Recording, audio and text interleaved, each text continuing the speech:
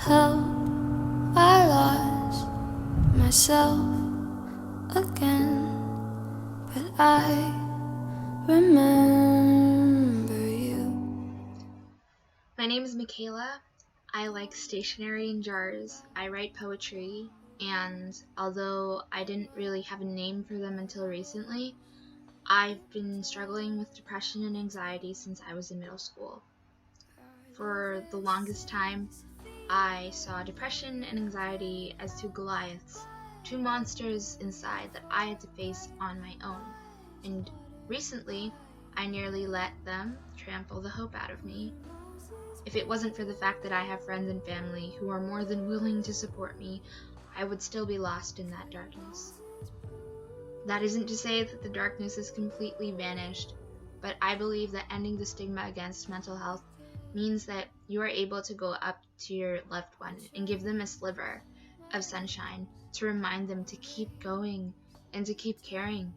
That sounds super cheesy and super vague, but it's quite frankly the only way I know how to describe how I was helped. To say that I've had my ups and downs is quite an understatement. I've never been on the Behemoth or Leviathan at Canada's Wonderland, but I imagine I know the feeling of being that low. It's like that first drop of a roller coaster. Your stomach just flies up to your throat, and you can taste how helpless you really are. On November 15th, 2016, my mom found a letter addressed to her.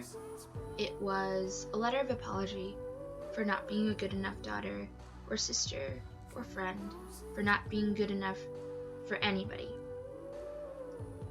On November 17th, 2016, 2 days later, my parents took me to a doctor and I stopped going to school. To say that life has gotten perfect and sunshiny since then is a bold-faced lie. I have days where I feel perfect and sunshiny, but life isn't like that, and it shouldn't have to be, and that's okay.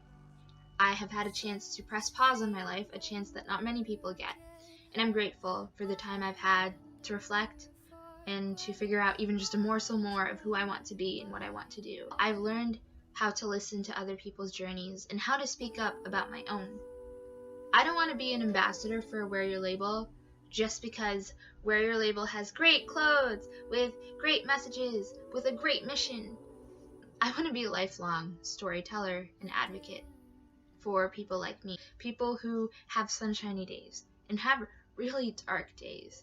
The other day, I read something from a fan fiction, of all places, where we shouldn't be people who fall for one another. We should be people who rise for one another. And that's exactly the type of person I want to be for the rest of my life.